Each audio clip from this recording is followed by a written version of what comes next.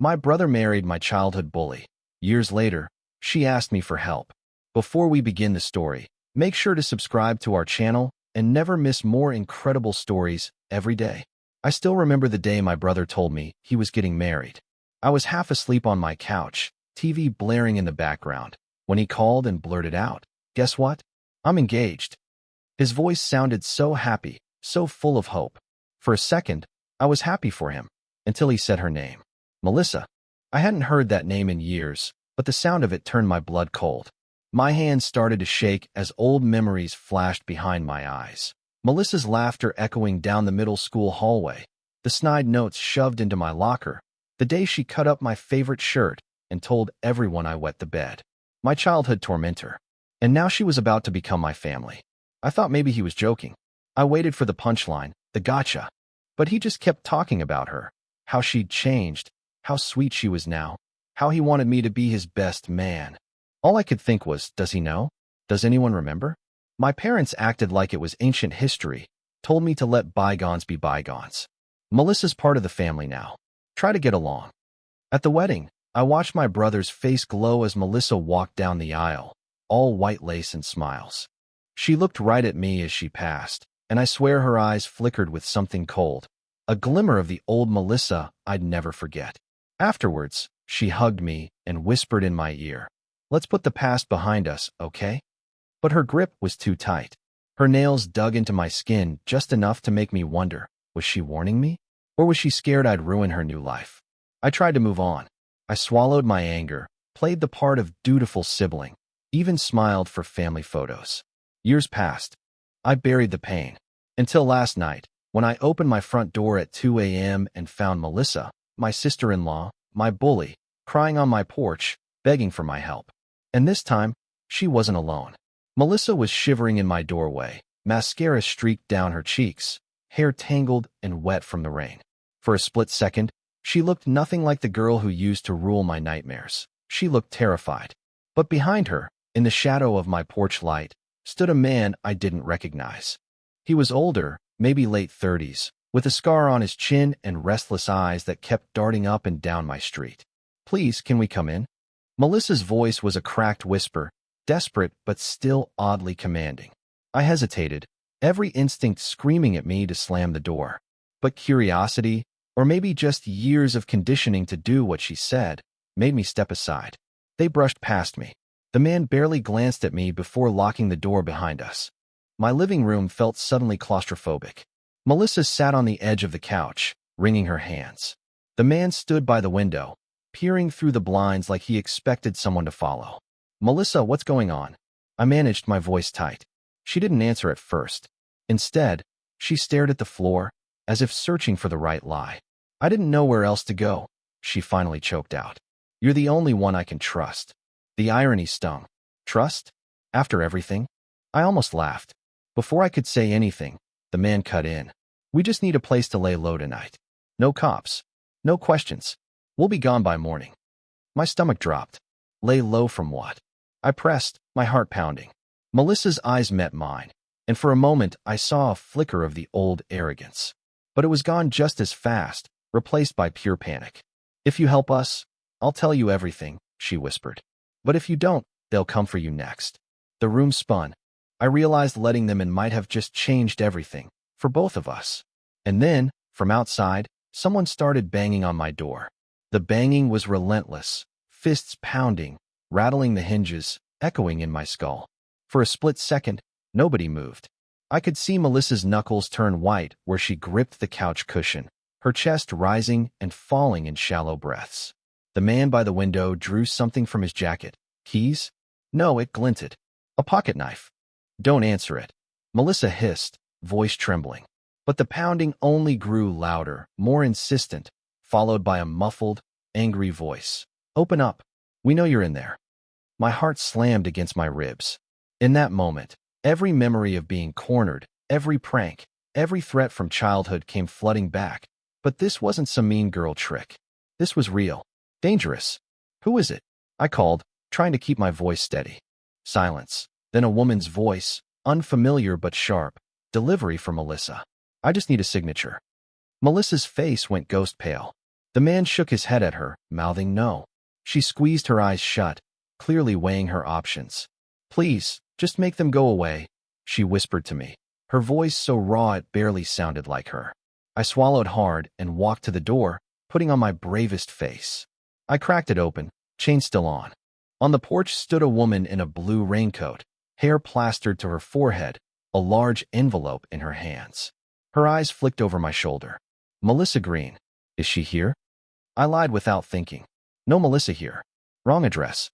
My hands shook on the doorknob. She didn't move, didn't even blink. She just slid a card under the door with a slow smile. Tell her time's running out. Before I could react, she vanished down the steps, swallowed by the darkness. I shut the door, locked every bolt, then turned. Melissa was staring at the card like it might explode. What did you drag me into? I whispered, but Melissa's next words made my blood run cold. She knows where I am. And if she knows, so does everyone else. Melissa's hands shook as she picked up the card. Her nails, once perfect, were bitten down to the quick. The card was matte black, with only a phone number and a single word, soon. The man, her shadow, read it over her shoulder, jaw clenching. He whispered something to Melissa that I couldn't catch, his tone low and urgent. Melissa, I need answers. I snapped, unable to hide the edge in my voice. Who is that woman? What have you gotten yourself into? She flinched, but the man finally spoke.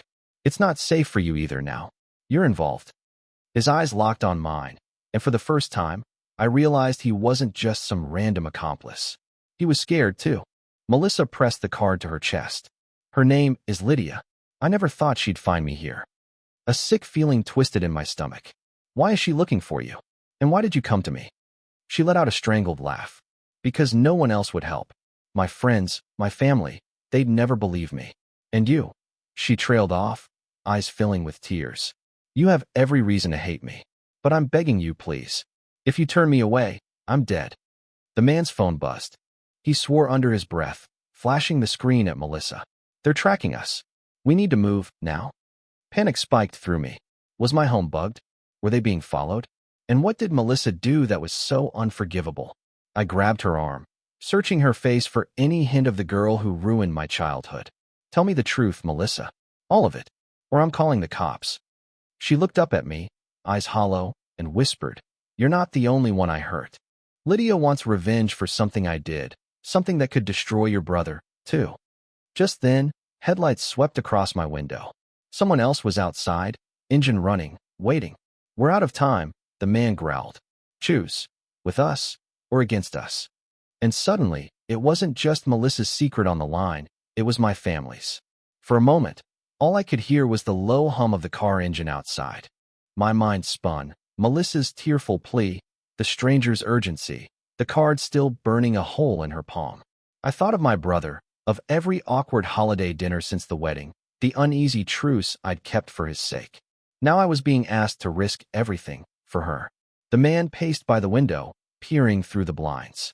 They won't wait long, he muttered. If you're coming, it's now or never. Melissa looked at me, eyes wide, pleading. Please. If not for me, then for him. If Lydia gets to me, she'll drag your brother into this. He doesn't know anything. Not yet.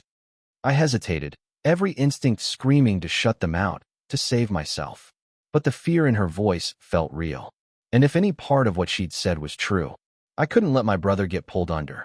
Fine, I said, voice shaking.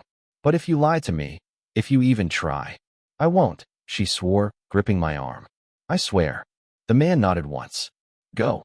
Grab whatever you need. Fast.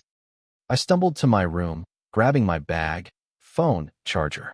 I paused at my dresser, hand hovering over an old photo. Me and my brother, arms around each other before everything changed. I stuffed it into my bag before I could overthink. Back in the living room, Melissa was already at the door, the man watching her back. We take my car, I said quietly. Through the alley. They won't see us leave. We slipped out the back, my heart hammering with every step. Rain slicked the pavement, muffling our footsteps. As we reached my car, Melissa grabbed my hand. Thank you, she whispered. We pulled away just as the headlights behind us blazed, and a car door slammed. A shadowy figure ran into the street, shouting after us. But we were gone, at least for now. And as I drove into the night, I realized. I'd just become a fugitive, with my childhood bully riding shotgun and a secret that could destroy everything.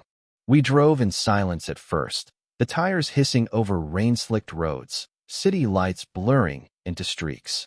My mind raced with questions I was afraid to ask. Melissa sat curled up in the passenger seat, arms wrapped around herself, while the man, she'd called him Eli once, I realized, kept scanning the rear view for anyone following. Finally, when we hit the highway, I couldn't hold it in. "What did you do, Melissa?" My voice shook with fear and something sharper, old anger, freshly dug up. She stared out the window for so long I thought she wouldn't answer. Then, softly, "It started before I met your brother. Before the wedding. Lydia, she was my friend. At least, I thought she was." Eli snorted. "She's nobody's friend." Melissa flinched. "We did things I'm not proud of. Stupid, reckless things. At first it was just for fun, little cons, parties, pretending to be people we weren't. Then Lydia wanted more. Money, secrets, blackmail." Her voice caught. "She found out something about your brother. She threatened to ruin him unless I helped her." My hands tightened on the wheel. "What did she find out?" Melissa shook her head, lips trembling. "Something that could send him to prison. I never told him. I thought I could handle Lydia. But she never lets go. She always wants more." Eli broke in, voice low. "That envelope? It's not just a threat. Lydia's setting up a drop. She wants cash, or she'll go public. We have until tomorrow morning." I tried to process everything. Melissa's betrayals, my brother's hidden secrets, Lydia's threats. "Why me?" I whispered. "Why trust me now?" Melissa looked at me, raw and desperate. "Because I know what it's like to have your life ruined by someone who swore they loved you. I'm done letting her win. Please, help me in this." Suddenly, Eli's phone buzzed again. He looked at the screen, face pale. "They found us. We have to get off the road now." As I took the next exit, my phone lit up with a new message from an unknown number. The words chilled me to the bone. "Choose wisely. Blood is thicker than water, but secrets run deeper." I pulled off the highway, heart jackhammering, rain pounding on the windshield as I followed instinct and a half-remembered route from my college days. My hands trembled on the wheel. Eli was tense, practically vibrating with adrenaline, and Melissa, she looked like she'd aged years since midnight. We turned down an old service road, trees closing in, headlights swallowed by the dark. I stopped in front of a derelict cabin at the edge of the woods, a friend's dad's old hunting place, forgotten by everyone but me. "We'll be safe here for a few hours," I said, more bravado than certainty. Inside, the place smelled of dust and pine needles. Eli checked the windows while Melissa curled up on the musty couch, clutching her knees. I tried to steady my breath, but the unknown number's message echoed in my head. Melissa broke the silence first. "I'm sorry," she whispered, voice cracking. "I'm sorry for everything. For what I did to you, for what I did to him. I never meant for it to go this far." I didn't know what to say. Years of bitterness twisted in my chest. "You ruined my childhood, Melissa. You don't get to erase that with an apology." She wiped her eyes. "I know. I don't expect you to forgive me. But I had nowhere else to go. Lydia isn't bluffing. She'll hurt anyone in her way." Eli reappeared, tense. "We can't stay long. Her people are everywhere." I wanted answers, needed them. "Melissa, what does Lydia have on my brother? Tell me everything. No more lies." She hesitated, then finally. "He was at the wrong place, wrong time. There was an accident. Someone died. Lydia has proof, photos, witness statements. If it comes out, he'll lose everything. Maybe even go to jail." I reeled, gut punched. My brother? Involved in something like that? Melissa's secret was bigger than I'd ever imagined. Just then, a car's headlights swept through the cracks in the shutters, and a shadow moved outside. Eli motioned for silence. Footsteps crunched on gravel. Someone was here, someone looking for us. And this time, they weren't knocking. Every instinct screamed at me to run. Eli crept to the door, holding the pocket knife like it might actually stop whoever was out there. Melissa pressed herself into the corner, eyes squeezed shut, her breath quick and ragged. I crouched beside the window and peeked through a gap in the warped wood. Rain blurred the figure approaching, a tall woman in a soaked raincoat, face hidden beneath a wide-brimmed hat. In her hand, she clutched a flashlight that cut harsh circles through the trees. She stopped at the porch, rapping her knuckles on the door. "Melissa." I know you're in there. Let's not make this ugly. Melissa whimpered, curling tighter. I could barely breathe. Eli mouthed, stay quiet. But the woman, Lydia, it had to be, pressed her face to the glass. You don't want your secret spilled all over the news, do you? Come out now, and I'll give you a chance to walk away. Otherwise, she trailed off, letting the thread hang. I felt something shift inside me. Fear, yes, but also anger. For the first time, I wasn't the one trapped by Melissa's games. She was trapped by someone even worse. Maybe for the first time in her life, she truly understood how powerless feels. Eli's phone vibrated. He glanced down and his eyes widened. He mouthed, she's not alone. My stomach dropped. There were others outside, maybe circling the cabin, cutting off escape. Suddenly, my own phone vibrated in my pocket. Another message, same unknown number. You have 10 minutes. Choose a side. Lydia slammed the door with her palm. Tick-tock, Melissa. Are you really going to risk his life for yours? My brother. I felt sick. Melissa started to stand, but I grabbed her hand. Not yet, I whispered, voice shaking. We do this my way now.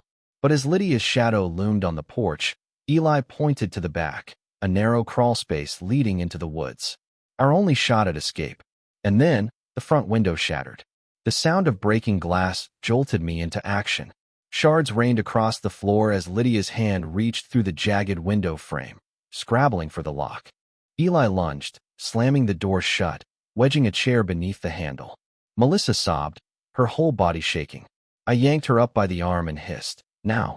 The crawl space, go? Adrenaline drowned out the old terror in my chest. I'd been trapped by Melissa before, but this was different. Now I was fighting to save us both. Eli grabbed my bag and shoved me toward the back. We crashed through the narrow hallway, ducking low to avoid the splintering sounds from the front room. Lydia's voice rang out, ice-cold and furious. You're only making it worse. He'll pay for your mistakes. Melissa scrambled to the hatch, fingers shaking as she tugged it open. A rush of wet earth and cold air hit us. I shoved her through first, then slid in after, Eli sealing the hatch behind us just as the front door finally burst open. We crawled beneath the cabin, mud seeping through my jeans, splinters scraping my knees. Above us, heavy boots stomped through the rooms, multiple people. I pressed my hand over Melissa's mouth, begging her not to cry out. Eli crawled behind, clutching his knife, eyes wild in the dark. Finally, the crawl space opened into the woods behind the cabin. We tumbled out into the rain, breathless, shaking, soaked to the skin. I staggered to my feet, heart racing, and looked at Melissa, her face streaked with mud and terror. Where do we go now? She gasped. Eli scanned the tree line. We need to split up. They're after Melissa, but they won't stop with her if they know about you. Melissa clung to me, desperation raw in her voice. Please, don't leave me. I can't do this alone.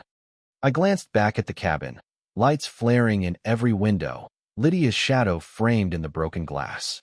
I realized then, Lydia wasn't just after Melissa. She wanted all of us. And now, she knew I was involved. Rain hammered down, turning the forest floor to slick, sucking mud.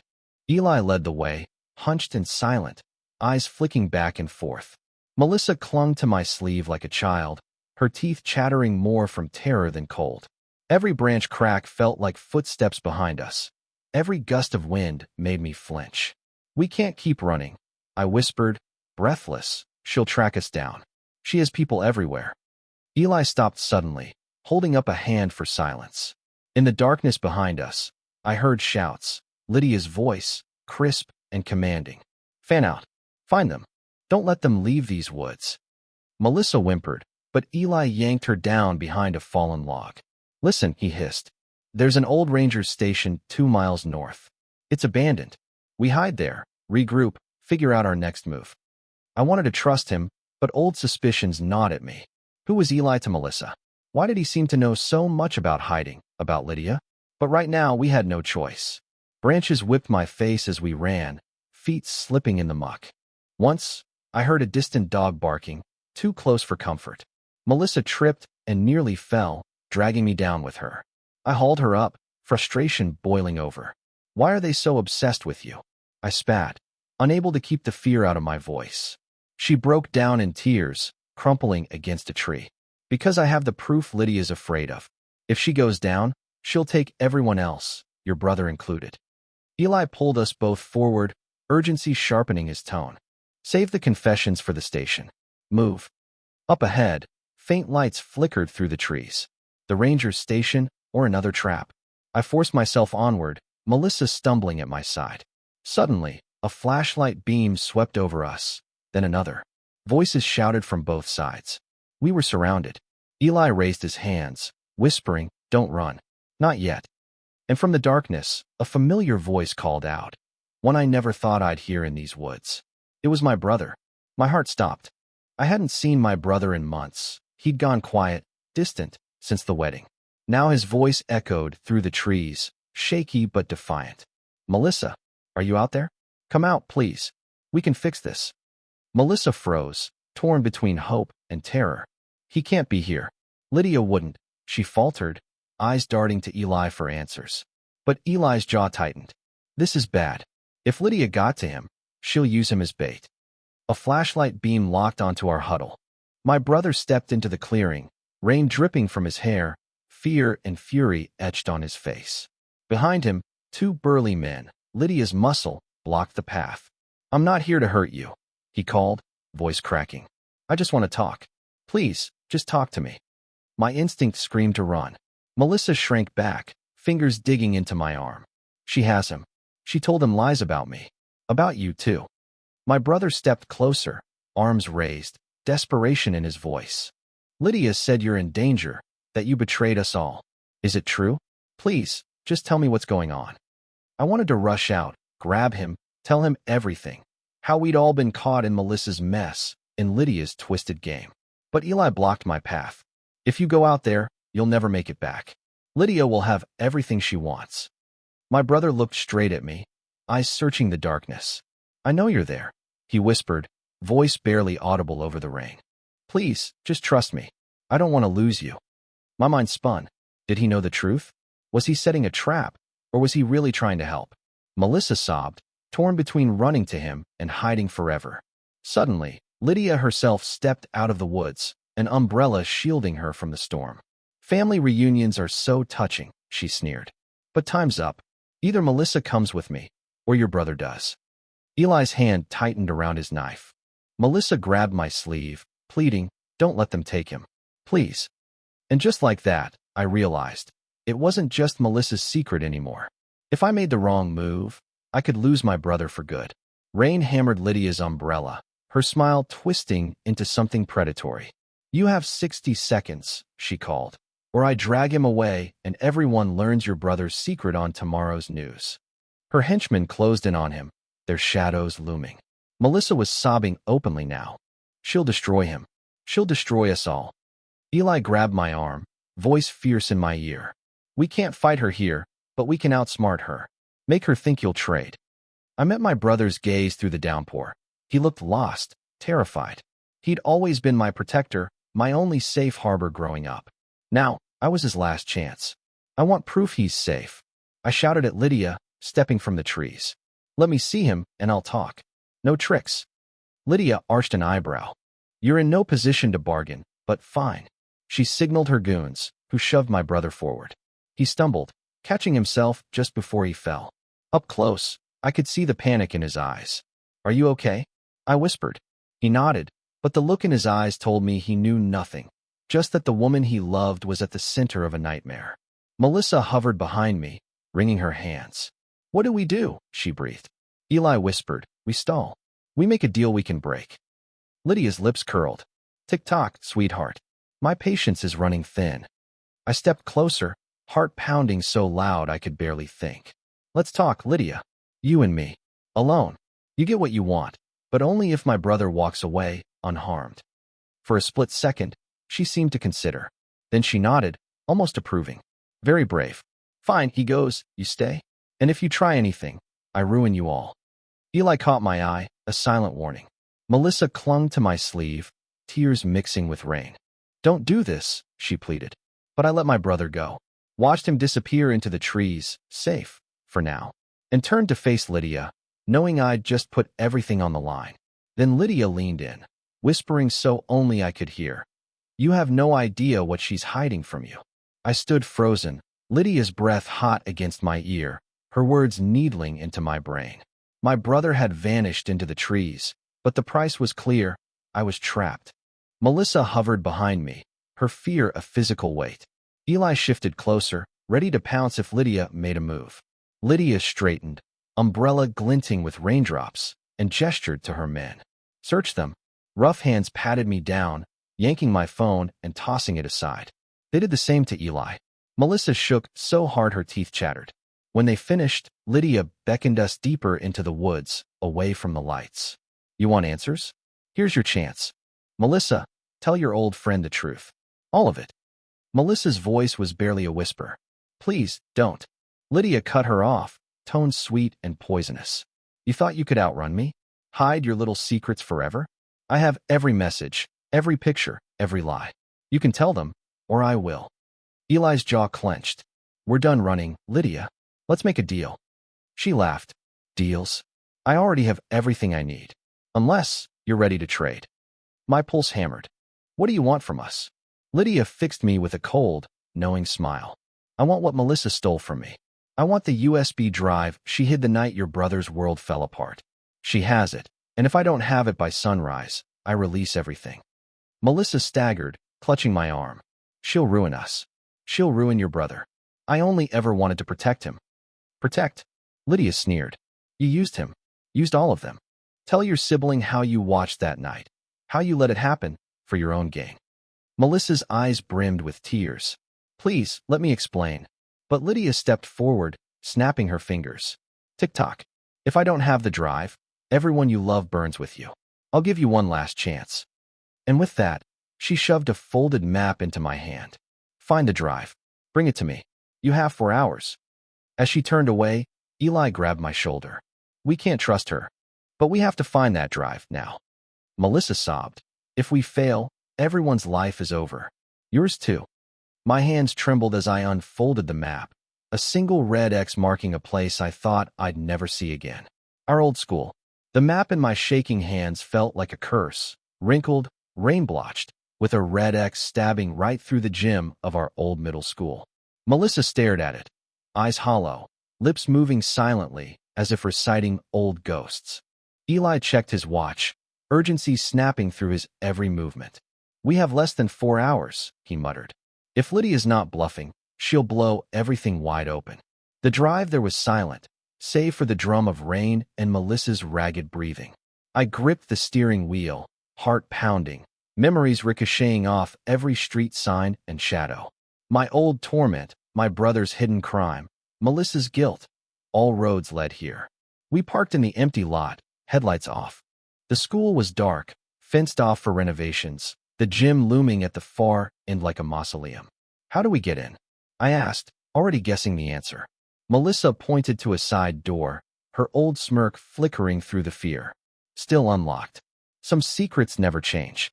Inside, the air was thick with dust and the ghosts of every humiliation I'd ever felt. Melissa led the way to the old supply closet, her steps uncertain. "I hid the drive after the accident," she whispered. "I never wanted anyone to find it. Not even me." Eli pulled out his phone, using the flashlight to sweep the shadows. "Where?" he pressed. Melissa knelt by the warped floorboards, prying them up with trembling hands. "It should be here." She dug into the dark, her breath catching on a sob.